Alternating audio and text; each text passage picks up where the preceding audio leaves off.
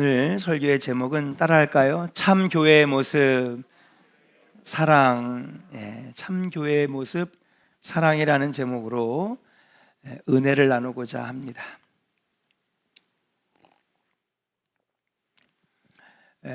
요한계시록은 예언하는 책입니다. 예언서죠.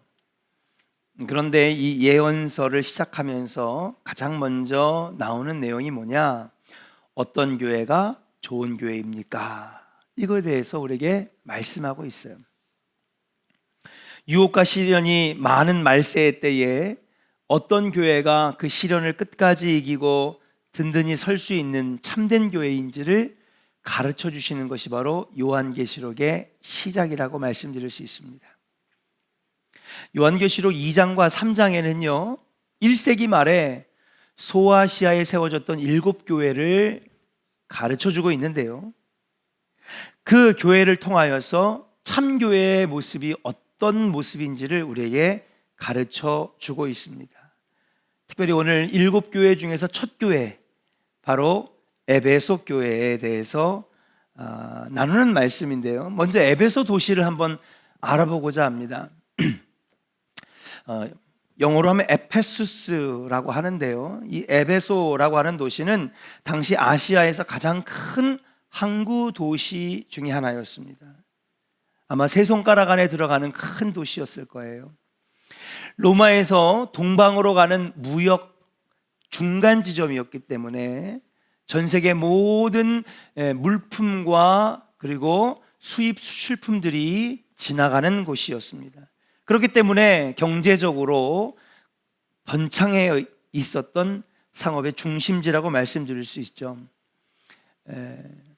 이번 성지순례 4기에도 이 에페수스를 방문할 텐데요, 아쉽게도 이 에베소는 큰 홍수로 인해서 이 소아시아에서 몰려온 토사가 덮어가지고 온 도시가 흙더미에 덮인 도시입니다. 그러니까 소돔과 고모라는 뭐로 멸망했어요? 불로 멸망했잖아요. 그죠? 아틀란티스는 뭐로요? 물에 잠겼다 그러잖아요. 근데 이 에베소는요 흙더미에, 토사에 잠긴 도시입니다. 지금까지 어마어마한 유적들이 발견됐는데 그래봤자 27%밖에 발굴이 안 된 거예요. 엄청난 유물들과 고대의 유적지가 발견이 됐는데도 27%밖에 아직 발굴을 안 해서 아직 70%를 더 발굴해내야 되는. 근데 여러분, 그냥 포크레인으로 그냥 퍼낼 수 없잖아요. 이게 부드러운 이 모래가 쓸려가지고 덮어버렸기 때문에 아주 섬세하게 걷어내야 되니까 아직도 수백 년 동안 걷어내야 되는 작업이 필요해요. 이미 드러난 27%의 유적지를 보니까 어마어마한 도시였습니다. 보니까 쇼핑몰도 있었고요, 당시 세계에서 제일 큰 도서관도 있었고요. 그래서 그런지 이집트의 클레오파트라가 1년에 한 번씩 꼭 와서 쇼핑을 하고 갔다는 그런 이야기가 있을 정도로 상업의 중심지였습니다. 여기 사도 바울이 3차 선교 여행 때 들르게 되는데 여기서 2년 반 동안 지내면서 복음을 전해요. 처음에는 회당에 갔는데 유대인들, 같은 동족들이 핍박을 하면서 쫓아냅니다. 그래서 어디로 갔느냐? 여러분들이 많이 들어봤을 두란노 서원이라는 데로 옮겨간 다음에 서점에서 몰려오는 사람들에게 말씀을 가르쳤던 곳, 그것이 여러분 두란노 서원이라고 말씀드릴 수 있어요. 거기서 2년 반 동안 복음을 증거하면서 수천 수만의 사람들이 예수 믿고 변화받아서 그렇게 세워진 교회가 바로 에베소 교회다라고 말씀드릴 수가 있어요. 자, 그러면 이 에베소 교회는 어떤 교회였느냐?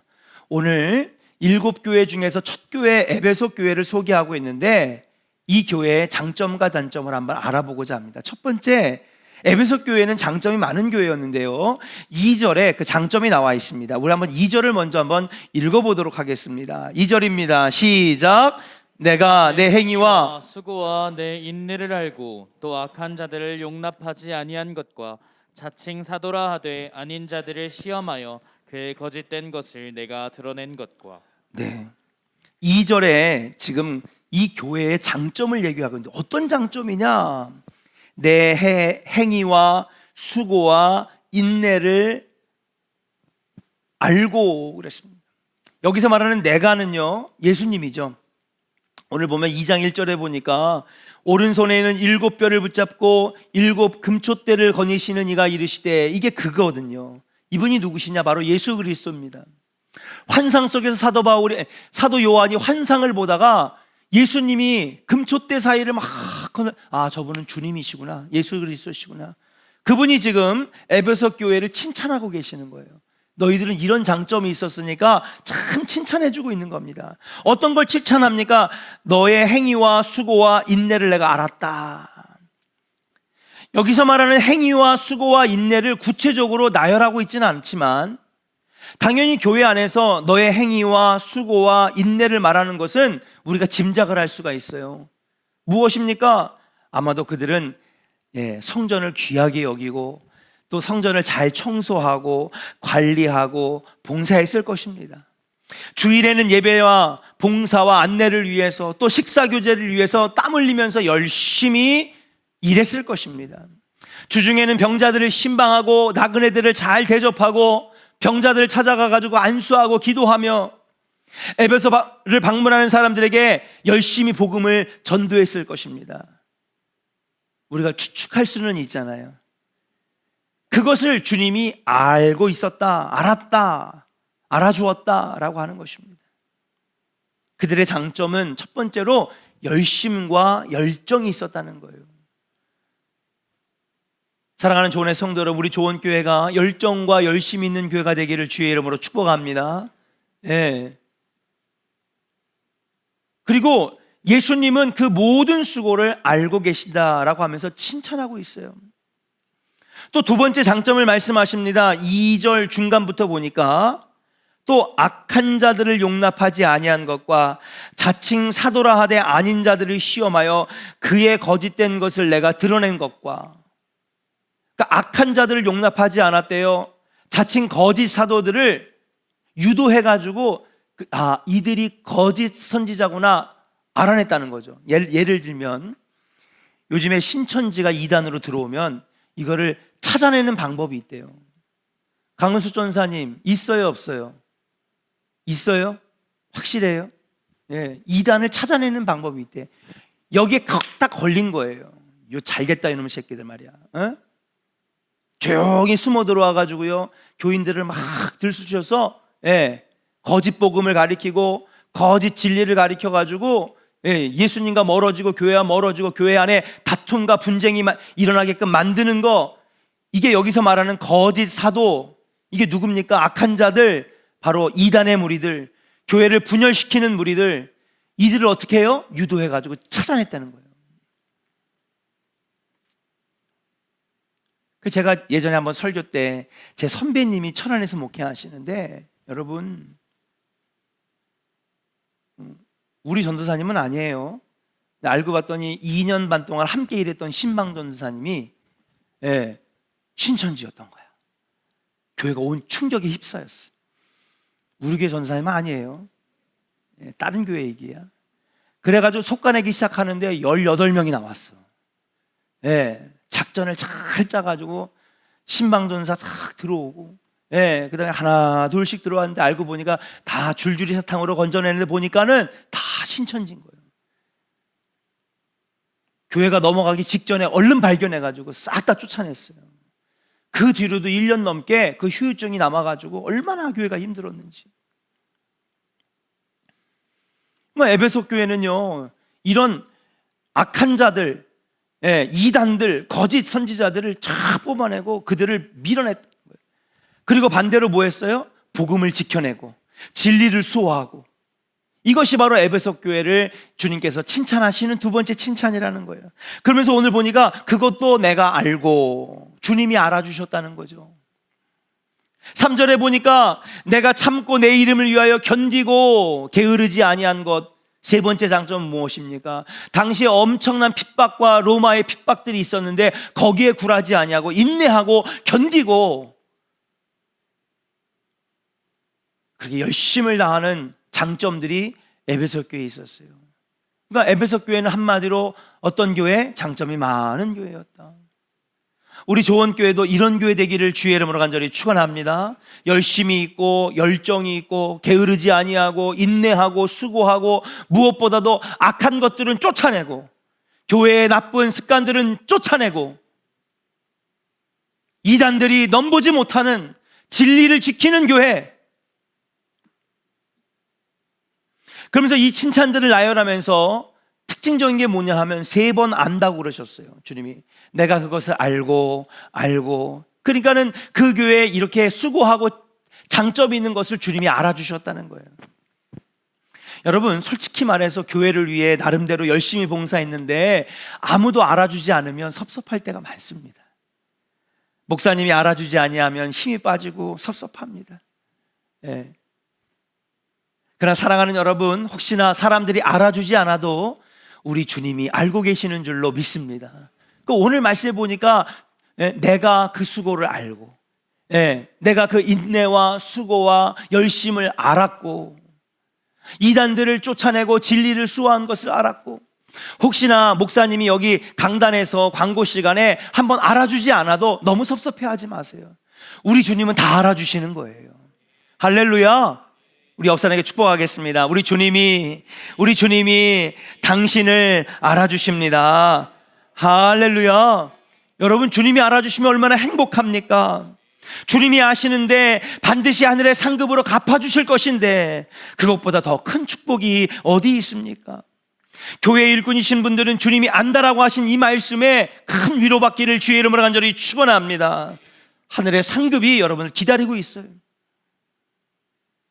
그러면 장점들만 있었느냐? 여러분 에베소 교회는 단점이 있었는데, 누가 봐도 에베소는요 참 칭찬받을 만한 교회였어요. 그런데 아쉽게도 에베소 교회는 단점이 하나 있었어요. 그것이 무엇이냐? 우리 4절을 한번 읽어볼까요? 같이 읽어보겠습니다. 시작. 그러나 너를 책망할 것이 있나니 너의 처음 사랑을 버렸느니라. 아멘. 아니 목사님, 장점이 지금 몇 개예요 목사님? 인내와 수고와 열심과 이단을 몰아내고 악한 자들을 몰아내고 장점만 해도 10개 정도 될 것 같은데요. 근데 단점은 지금 몇 개예요? 하나밖에 없어요. 하나. 그러면 장점은 이렇게 많은데 단점 하나밖에 없으니까 그 교회는 좋은 교회 아닙니까? 이렇게 생각할 수 있어요.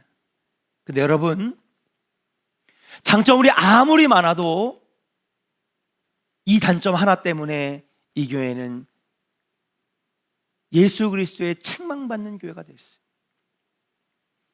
그 단점이 무엇이냐? 처음 사랑을 버렸다라고 하는 것입니다. 여기서 말하는 사랑은 무엇입니까? 고등학교 때, 사춘기 때 짝사랑했던 그런 사랑이요? 아닙니다. 여기서 말하는 처음 사랑은 바로 하나님에 대한 사랑이 식어져 버렸다는 뜻이에요. 주님이 그것을 책망하시면서 뭐라고 말씀하시냐? 5절에 우리에게 이렇게 말씀하십니다. 같이 읽어볼까요? 시작. 그러므로 어디서 떨어졌는지를 생각하고 회개하여 처음 행위를 가지라. 만일 그리하지 아니하고 회개하지 아니하면 내가 내게 가서 내 촛대를 그 자리에서 옮기리라. 아멘. 그러니까 지금 언제부터 이 사랑이 식어졌는지, 언제부터 하나님과 이렇게 멀어졌는지, 여러분 지금 이게 졸리고 눈 감으시는 분들은 하나님과 멀어졌다고 생각해도 될까요? 그건 너무한 거예요 지금? 여러분 한번 처음 연애할 때 한번 생각해 보세요. 앞에서 사랑하는 여자가 사랑하는 남자가 미소 짓고 얘기하시는데 거기서 꾸벅꾸벅 조는 사람이 어디 있어요? 너무 사랑하는데.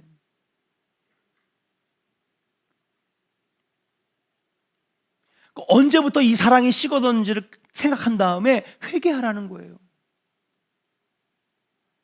아니 그 마음이 좀 뜨거운 게 좀 식어질 수도 있는 거지 그게 무슨 회개까지 해야 됩니까? 근데 성경은 그러지 않아요.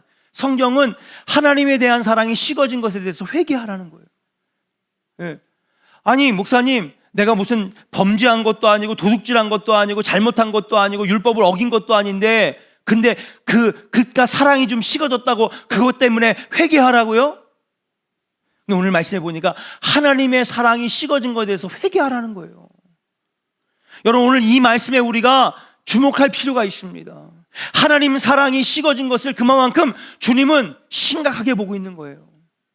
아니, 어쩌면 신앙생활에 전부가 담겨져 있는 거예요. 무엇입니까? 하나님에 대한 사랑이 있느냐 없느냐. 그러면서 만일 네가 회개하지 아니하면 내가 내게 가서 촛대를 그 자리에서 옮기리라. 여기서 촛대를 옮긴다는 말은 여러 가지로 해석할 수 있지만은 교회를 없앤다는 말로 해석할 수 있다는 거예요. 내가 거기에 있는 교회를 없애버리리라. 하나님의 은혜를 끊어버리리라. 엄중한 경고를 지금 내리고 있는 거예요. 아니, 하나님을 사랑하는 것이 얼마나 중요한 것이기에 이렇게까지 말씀하시는 걸까요? 장점이 10개나 가까이 되는 이 교회가 있는데 그깟 사랑 조금 식었다고. 박지현 집사님, 이국정 집사님 늘 신혼 같아서 보기 좋아. 결혼한 지 몇 년 됐어요? 15년? 20년? 예. 사랑이 식었어요, 안 식었어요? 안 식었나 봐. 남편한테 뭐 기대는 거야. 안 식었어, 저기는 아직.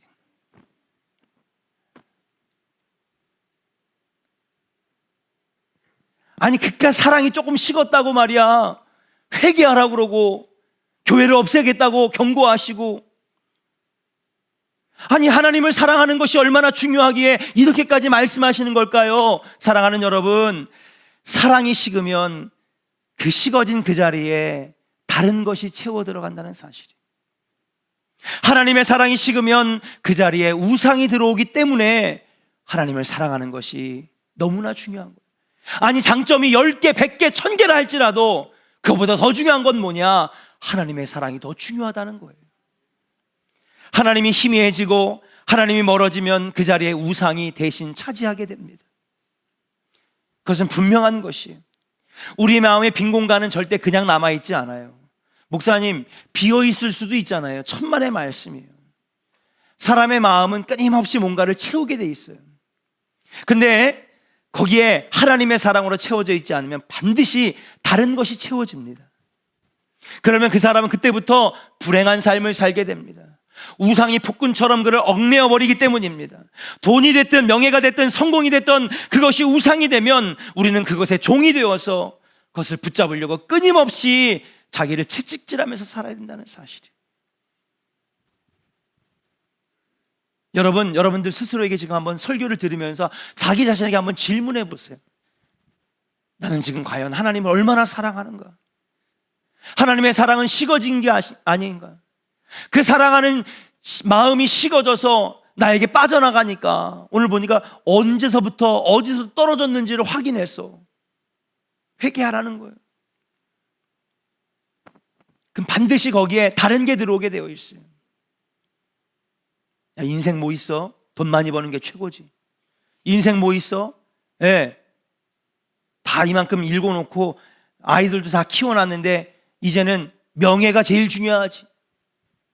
이름을 올리는 게 중요하지.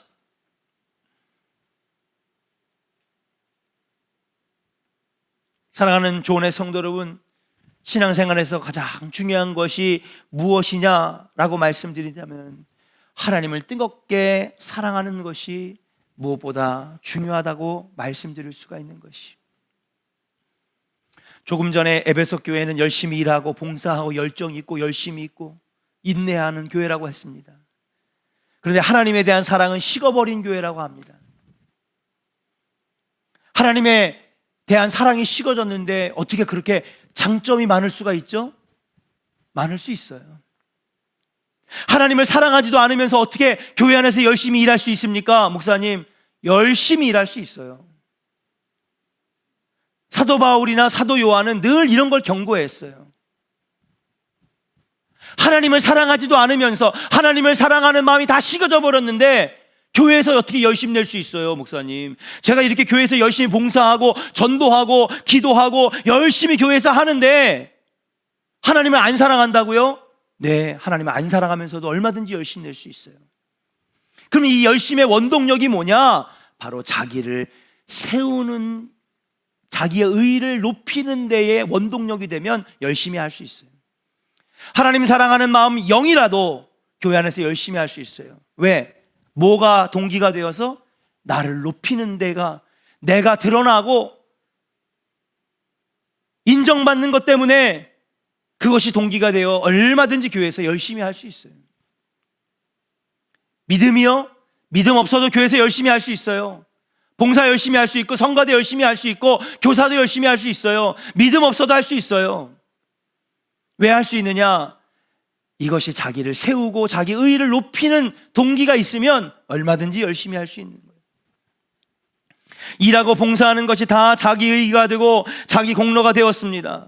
그들에게는 자기 이름을 내고 자기를 자랑하는 것이 우상이 된 것입니다. 그러니까 오늘 주님이 그것을 심각하게 여기면서 따라합시다. 회개하라. 회개하지 않으면 촛대를 옮기리라. 주님은 지금 심각하게 경고하시는 거예요. 열심히 할 수 있어요. 목사님, 내가 얼마나 믿음이 있는데요, 내가 얼마나 주님을 사랑하는데, 그러니까 이렇게 열심히 하잖아요. 제가 재정도 하고 부장도 하고 속장도 하고 교사도 하고 얼마든지 할 수 있어요.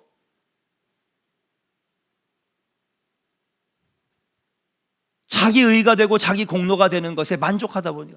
그래서 여러분, 예수님도 늘 얘기하셨잖아요. 바리새인과 사두개인, 율법학자들, 그들을요, 여러분, 우리를 아무리 열심히 하는데 그들 따라갈 수가 없어요.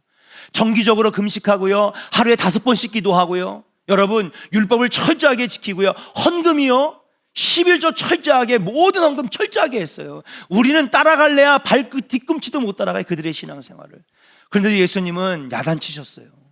독세의 자식들이라고 경고하셨어요. 왜요? 그들 안에 하나님을 향한 사랑이 다 식어버렸는데, 하나님을 향한 믿음이 없는데. 그런데 열심히 하는 것은 무엇입니까? 다 자기를 높이고 자기 공로를 높이는, 그것이 원동력이 되니까 주님은 그것을 경고하셨다라고 하는 사실이에요. 사랑하는 조은의 성도 여러분, 어떤 교회가 좋은 교회입니까? 어떤 성도가 좋은 성도입니까? 성도들이 전부 하나님을 뜨겁게 사랑하는 교회가 좋은 교회인 줄로 믿습니다. 어떤 성도가 좋은 성도입니까? 하나님을 뜨겁게 사랑하는 성도, 그것이 바로 좋은 성도인 줄로 믿습니다. 한 가지 봉사를 해도요, 남들이 안 알아줘도 한 가지 봉사를 해도 하나님을 사랑하는 마음으로 하는 사람. 헌금을 해도요, 야, 저분은 1년에 3천만 원을 헌금한대. 11조 감사헌금, 매주 감사헌금 뭐 다 합치니까 3,300만 원을 헌금했어. 이야, 대단하다. 나는 내가 열심히는 했지만은 1년 내내 열심히 헌금해도 200만 원도 안 되네. 여러분, 연말정산 이거 세금 공제 받을 때 교회에서 다 떼어가잖아요. 교회에서 떼어가는 연말정산만 해도 150통이 넘더라고요. 우리 교인들이 150통을 넘게 떼어. 여러분들이 아마 다 통계를 알 거예요. 거기 나와 있으니까 1년 동안 내가 헌금 얼마 있는지 다 나오잖아요, 데이터가. 나는 헌금도 그렇게 많이 못 써. 저 사람은 3,300만 원이라고. 이야, 아니에요. 비록 내가 벌이가 적어서 조금만 내도 하나님 사랑합니다. 내가 하나님을 진심으로 사랑합니다. 그래서 내가 최선을 다해 아버지께 예물 드립니다. 그건 아버지는 받으시는 거예요. 양육 훈련을 받아도 하나님을 사랑해서 받고요, 무슨 일을 해도 하나님을 사랑해서 하고요, 봉사해도 헌신해도 복음을 증거해도 아무도 안 알아줘도 하나님을 향해 사랑하는 마음으로 하면 아버지가 귀하게 여기시고 기뻐하시는 줄로 믿습니다. 어떤 교회가 좋은 교회입니까? 하나님을 사랑하는 교회가 좋은 교회예요. 우리의 모든 신앙생활이 하나님을 사랑해서 하는 신앙생활, 그 신앙생활을 하는 성도가 좋은 성도인 줄로 믿습니다. 주님은요, 하나님 사랑을 가장 귀하게 여기는 거예요. 그래서 여러분, 십계명도요, 여러분 대신계명, 대인계명이 있잖아요. 1계명부터 4계명은 하나님을 향한 지켜야 될 계명인데, 여러분 첫 계명이 뭐예요? 예? 주 여호와 하나님을 사랑하라. 1계명부터 4계명의 이 핵심이 뭐냐면 하나님 사랑. 5계명부터 10계명은 뭐예요? 이웃 사랑. 그 예수님도 너에게 새 10계명을, 새 복음을 주시겠다고 말씀하시면서 하나님 사랑, 이웃 사랑을 말하잖아요. 왜 십자가입니까? 십자가 없어졌네요. 십자가 여기 있어요, 대신. 하나님 사랑, 이웃 사랑이에요. 하나님 사랑, 이웃 사랑. 신앙생활의 출발은 하나님 사랑하는 거예요. 100가지, 1000가지, 10,000가지의 장점이 있다 해도 하나님 사랑이 식어진 교회를 하나님 기뻐하시지 않는 거예요. 사랑하는 조원의 성도 여러분, 우리 조원교회 안에 하나님 사랑이 넘쳐나는 교회 되기를 주의 이름으로 간절히 축원합니다. 목사님도 장로님도 권사님도 집사님도 어느 누구도 자기의 이름을 내려는 사람들이 없이 다 모이면 주님만 높이고, 다 모이면 주님만 자랑하고, 예배 드릴 때마다 주님을 사랑하는 뜨거운 마음이 복받쳐 올라서 눈물이 나는 교회, 그 교회가 바로 좋은 교회인 줄로 믿습니다. 시설은 좀 부족해도, 어떤 대형교회처럼 교회 안에 키즈 카페 이런 거 없어도 몇 천만 원짜리 커피 머신을 갖다 놓고 커피를 주일날마다 고급 커피를 내주는 커피숍 하나 없는 교회라 할지라도 주님 사랑하는 뜨거운 마음이 있는 교회는 좋은 교회예요. 하나님 칭찬하시는 교회인 줄로 믿습니다. 신앙생활 하다 보면 티격태격 할 수 있어요. 싸울 수 있어요. 여러분, 팔도에서 모인 사람들 온 세대가 다 모여있는 이 교회에 여러분 어떻게 날마다 분쟁이 없을 수 있고 티격태격이 없을 수 있겠습니까? 근데 싸우다가도 논쟁하다가도 그래, 우리가 이러면 주님이 슬퍼하시겠지, 우리 주님 사랑하는 사람들인데 서로 좀 양보합시다, 주님 사랑하는 사람들끼리 좀 이해합시다, 그러면서 하나하나 마음을 맞춰 나가는 그 교회가 바로 좋은 교회인 줄로 믿습니다. 누군가가 저에게 소원이 무엇이냐고 물어본다면, 하나님, 우리 조원교회가 오늘 요한계시록 2장에 주님이 주님 보시기에 하나님 사랑으로 가득한 교회가 되기를, 좋은 교회가 그런 교회가 되기를 저는 기도합니다. 그것이 제 소원입니다. 우리 조원교회가 하나님 향한 뜨거운 사랑으로 가득한 교회가 되기를 주님의 이름으로 간절히 축원합니다. 자, 그렇다면 두 번째, 하나님을 뜨겁게 사랑하라고 말씀하시는데 어떻게 해야 하나님을 뜨겁게 사랑할 수 있을까? 오늘 두 가지 말씀을 드리면서 말씀을 마무리할까 생각합니다. 첫 번째는, 그런 하나님 사랑하는 마음이 제일 중요한데 어떻게 하면 하나님을 뜨겁게 사랑하고 그 첫사랑을 다시 회복할 수 있을까? 여기 있는 사람들은 다 그 하나님의 사랑을 느낀 사람들이에요. 체험한 사람들이라고요. 지내다 보니까 식어진 것이지. 그럼 어떻게 회복할 수 있을까? 따라합시다. 복음의 은혜에 푹 잠겨야 합니다. 할렐루야. 5절 말씀을 보니까 그러므로 어디서 떨어졌는지를 생각하고 그랬습니다. 도대체 어디서부터 우리가 떨어졌는지를 생각하시래요. 다시 말하면 언제 이 사랑이 떨어져 나갔는지를 잘 생각해 보라는 거예요. 아, 내가 사랑이 언제 식었지? 여러분, 부부끼리도 사랑이 식어지는 타이밍이 있죠? 예, 있어요. 언제? 그러니까 살을 맞대고 살고 애도 키우지만은 사랑은 이미 끝난 가정이 부부가 많아요. 솔직히 사랑이 식어졌죠. 사랑이 식어지는 그게 있어요. 어떤 사람은 믿었던 신뢰관계가 끊어지거나, 예, 뭔가 숨기는 게 있거나, 예, 그런 어떤 모먼트 가운데에 이제 사랑이 식어진 거죠. 그러니까 언제 하나님과의 사랑이 식어졌는지를 생각해 보라는 거예요. 그러니까 언제 식어졌을까? 생각해 보니 복음의 은혜에서 멀어졌을 때의 사랑도 식어졌다고 오늘 말씀하고 있는 것입니다. 자, 에베소 성도들의 처음 행위가 어땠는지 한번 살펴볼게요. 사도행전 19장 19절을 한번 같이 읽어보도록 하겠습니다. 같이 한번 읽어보겠습니다. 시작. 또 마술을 행하던 많은 사람이 그 책을 모아 가지고 와서 모든 사람 앞에서 불사르니 그 책값을 계산한즉 은 5만이나 되더라. 아멘. 자, 에베소는 항구 도시여서, 여러분, 항구 도시는요, 배가 출발하고 들어오기 때문에 항상 뭐예요? 미신이 유행하고 점치는 게 유행하고. 여러분, 우리나라도 옛날에 보면 바닷가에서 배 띄울 때 보면 항상 용왕제를 드리잖아요. 그죠? 용왕님 풍랑이 일지 말게 해달라. 미신과 점치는 것이 성한 그런 도시였는데, 그리고 마술도 행하는 곳이었어요. 그러다 보니까 그런 업종에 종사하는 사람들이 돈을 많이 벌었습니다. 그런데 그런 사람들이 예수를 만난 거죠. 예수를 믿게 되었습니다. 그래서 완전히 변한 것이 바로 사도행전 19장 19절인데 그들이 뭐예요? 마술을 행하던 많은 사람들이 그 마술에 필요한 책, 여러분 우리도 그런 거 있잖아요. 저는 점을 안 보러 가서 모르겠는데 점집에 가면은 뭐 이런 거 펴놓고 하잖아요. 뭐라 그러죠 그걸? 아, 우리 조은께는 한 번도 안 가보셨구나. 뭐라고요? 크게 얘기해 주세요. 감사합니다. 우리 교회는 다행이네. 같은 뭐 이렇게 펴놓고 하잖아요. 그래서 자, 생년월일 말해봐라. 무슨 띠냐? 그러면 막 책을 넘기면서 이것저것 맞춰보면은 올해는 뭐 물가를 조심하라 그러고, 예? 그죠? 이들이 이런 점칠 때 쓰는 그런 도구들, 또 점칠 때 쓰는 그런 어떤 그런 굿할 때 쓰는 그런 거, 이런 것들을 다 예수 만나게 되니까 모아왔어요. 그리고 어떻게 했어요? 모든 사람 앞에서 불살랐대요. 그런 책값과 점치는 도구들을 다 모아서 불살랐는데 그것을 계산해 보니까 얼마라고요? 은 5만이라. 여러분, 지금은 은값이 조금 많이 내려갔지만 당시의 은은요 엄청난 가치를, 금하고 거의 비등비등한 가치를 가지고 있었어요. 그 은 5만을 계산을 해봤더니 오늘날 돈으로 하면 얼마냐? 약 25억이에요. 25억.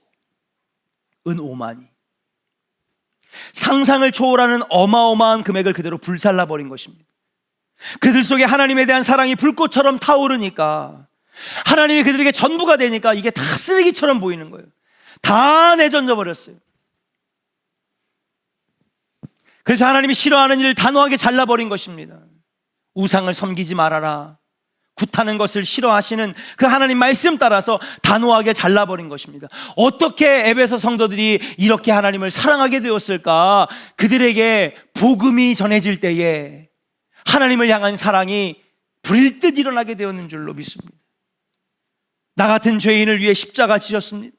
나같이 못된 것을 살리시려고 살이 찢겨지고 피 흘리신 그 무서운 고난의 길을 걸어가셨습니다. 이제 그분을 믿기만 하면은 나도 구원받을 수 있습니다. 그 복음의 은혜에 푹 잠기게 되니까 하나님을 향한 사랑이 불같이 일어나는 거예요. 하나님을 사랑해야 한다고 하니까 억지로 쥐어짜내는 사람이 있습니다. 여러분들이 사랑해 보셨잖아요. 남녀 간의 사랑을 해보셨잖아요. 쥐어짠다고 사랑하는 마음이 생겨요? 안 생깁니다. 어떻게 저 사람들이 사랑하게 되었을까? 여러분, 외모도 어느 한쪽으로 기울었고, 재산도 어느 한쪽이 더 많고, 이런저런 조건들도 어느 한쪽이 기울었는데, 아무리 봐도 저 둘은 사랑할 만한 조건이 아닌데, 여러분, 사랑이 조건 갖고 돼요? 아니잖아요. 나도 모르게 들어오는 것이 사랑 아닙니까? 나도 모르게 내 마음에 꽉 들어차는 게 사랑 아닙니까? 복음이 전해지니까 하나님의 사랑으로 내 안이 가득하게 되는 거예요. 복음의 은혜, 예수님께서 날 위해 십자가에 죽으심으로 우리가 죄에서 구원받았다라고 하는 그 은혜에 푹 잠기게 되니까 주님을 향한 사랑이 가득하게 되었다는 사실이에요. 그러니까 저절로 하나님에 대한 사랑이 끌어오르는 것입니다. 사랑하는 조은의 성도 여러분, 여러분 안에 그 십자가의 은혜, 복음의 은혜가 넘쳐나기를 주의 이름으로 간절히 축원합니다. 예, 그 은혜의 감격에 빠지는 사람들은요, 하나님의 사랑이 날마다 커지는 거예요. 근데 여러분 안에 복음의 은혜, 십자가의 은혜가 떠나가니까 하나님 사랑도 같이 식어져 버리는 것이죠. 천국 백성은 가슴이 뜨거워야 합니다. 눈물이 있어야 합니다. 천국은 마른 눈으로 볼 수 없는 세상입니다. 여러분 기도할 때에 이렇게 기도하세요. 하나님, 먼저 내가 이것저것 달라고 기도하기 전에 십자가의 은혜가 내 안에 충만하게 하시고, 예수님 나 때문에 돌아가셨다라고 하는 그 사실에 감격하며 먼저 눈물을 흘리는 자가 되게 하여 주시옵소서. 그 은혜를 생각할 때마다 사랑이 커지는 거예요. 여러분도 이번 명절 때 돌아가신 부모님 생각 많이 나죠? 예. 저도 산소 가가지고 어머니랑 울었어요. 눈물이 막 나더라고요. 여러분, 부모의 사랑이 왜 그렇게 오래 가는지 아십니까? 부모가 나에게 베푼 은혜를 생각하니까 그 사랑이 금방 식어지질 않는 거예요. 30년이 지나도 엄마의 사랑이 잊혀질 수가 없어. 왜? 그분이 나에게 베푼 은혜가 너무 크거든. 신앙생활도 마찬가지예요. 하나님이 내게 주신 그 은혜를 생각하고 너무 크게 생각하잖아요. 그 하나님의 사랑이 떠나갈 수가 없는 거예요. 세상의 이치는 단 한 가지. 우리가 부모의 은혜를 여러분 어릴 때는 몰라요. 다 커서 내가 배 아파서 자식 새끼를 낳아보고요. 힘든 사업을 해보고요. 어려움을 겪어보니까 부모가 나를 이렇게 힘들게 키웠구나. 그 부모의 고생과 은혜를 아니까 부모의 사랑이 몇십 년이 지나도 지워지지가 않는 거예요. 하나님 사랑도 마찬가지예요. 억지로 사랑하라 사랑하라 아멘 한다고 사랑이 되는 게 아니에요. 그분의 사랑이 얼마나 큰지, 그분이 나에게 베푼 그 십자가의 은혜가 얼마나 대단한 건지를 알게 되면요, 여러분 사랑하지 않을 수가 없는 거예요. 사랑하는 조은의 성도 여러분, 먼저 십자가의 은혜가 여러분에게 다가오기를 주의 이름으로 간절히 축원합니다. 복음의 은혜가 내 안에 뜨거워지기를 주의 이름으로 간절히 축원합니다. 그러면요 여러분, 사랑하지 말라고 해도 하나님의 사랑으로 가득하게 되는 거예요. 두 번째, 어떻게 해야 됩니까? 따라합시다. 하나님을 전부로 고백해야 합니다. 영성학자 앤드류 머리가 어느 날 기도하는데 마음속에 하나님의 음성이 들어왔어요. 하나님 물어보십니다. 너에게 나는 누구냐? 앤드류 머리가 바로 대답했습니다. 예 하나님, 하나님은 저에게 언제나 first, 첫 번째죠. 근데 하나님 별로 기뻐하시지 않는 거예요. 고민이 됐습니다. 아니 내가 당신이 나의 첫 번째입니다. 여러분 첫 번째 제일 좋은 거 아니에요? 근데 왜 하나님 기뻐하시지 않을까? 왜 하나님을 첫째라고 하는데 기뻐하시지 않을까? 하루 종일 고민하면서 기도했는데 그러다가 어느 순간 깨달음이 온 거예요. 하나님이 정말 기뻐하시는 대답을 찾았어요. 한참을 깊게 기도하는데 다시 한번 하나님이 그 깊은 기도 가운데 나타나셔. 너는 나를 어떻게 생각하느냐? 그러니까 앤드류 머리가 이렇게 고백합니다. 하나님은 제게 전부입니다. 하나님이 그제서야 기뻐하시더라는 거예요. 하나님은 우리에게 첫째가 아니라 전부가 되셔야 하는 줄로 믿습니다. 어떤 목사님이 이걸 이렇게 설명했어요. 첫째라는 말은 무엇입니까? 첫째라는 말은 모두 있다는 거예요. 둘째도 있고 셋째도 있고 넷째도 있는 거예요. 여러분 여자들이 제일 많이 물어보는 게 당신한테 나는 몇 번째야? 여러분 남자들 여기에 속아 넘어가면 안 됩니다. 다 유도 질문이에요. 그럴 때마다 제가 정답을 알려드릴게요. 당신은 내게 전부야. 근데 어느 날 아내가 남편한테 물어봅니다. 자기야 나는 당신한테 몇 번째야? 했더니 자기는 나한테 첫 번째지. 그러니까 이 아내가 기분이 별로 안 좋아하더래요. 그러면 직장에 있는 미스 리는 두 번째고 저 별다방에 있는 미스 김은 세 번째고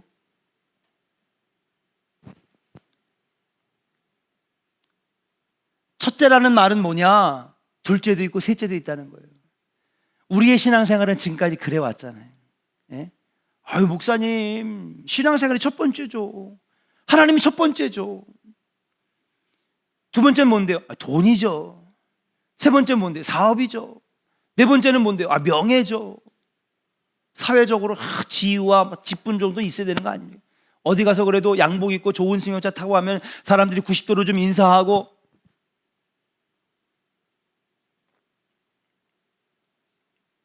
하나님 우리에게 원하시는 건 뭐냐 하면 하나님은 우리의 삶에 하나님이 전부가 되기를 원하시는 거예요. 주님 우리에게 가르쳐 주셨어요. 마가복음 12장 30절에 보니까 너는 마음을 다하고 목숨을 다하고 뜻을 다하여 힘을 다하여 주 너의 하나님을 사랑하라. 이게 무슨 말입니까? 전부가 되어야 된다는 거예요. 항상 우리는 둘째, 셋째, 넷째를 가늠질하면서 뭐가 먼저가 돼야 될까 항상 계산하고 있는 거예요. 신앙생활은 계산이 아닙니다. 가슴으로 하는 거지. 저는 이 말씀을 준비하면서 정말 하나님이 나에게 전부가 되시고 계시냐, 아니라고 하는 사실에 얼마나 하나님께 죄송하고 또 미안하고 얼마나 죄스러운 마음이었는지 모릅니다. 여러분 신앙생활을 여러분 인생의 옵션이라고 생각하지 마세요. 이건 내가 선택한 거고 해도 되고 안 해도 되는 건데 그래도 내가 신앙생활 하는 거지. 여러분 신앙생활을 종교생활로 만들지 마세요. 여러분 마음의 위안이나 안정을 얻으려고 신앙생활 하지 마세요. 그렇게 신앙생활 하는 거 아니에요. 그래도 내가 한 달이 딱 교회에다 걸쳐놓고 있으면 마음도 편하고 잘하면 천국도 갈 수 있겠네. 천만의 말씀. 천국 못 가요. 교회 다닌다고 다 천국 가는 거 아니에요. 믿음으로 가는 거지. 믿음이 있어야 가는 것이고 하나님 뜨거운 사랑하는 사람이 하나님 나라 가는 것인 줄로 믿습니다. 한 다리만 걸쳐놓고 마음의 위안이나 삼으려고 하는 종교생활로 여러분 신앙생활을 전락시키지 않기를 주의 이름으로 간절히 축원합니다. 이제부터 우리의 신앙생활은 하나님은 제게 전부이십니다.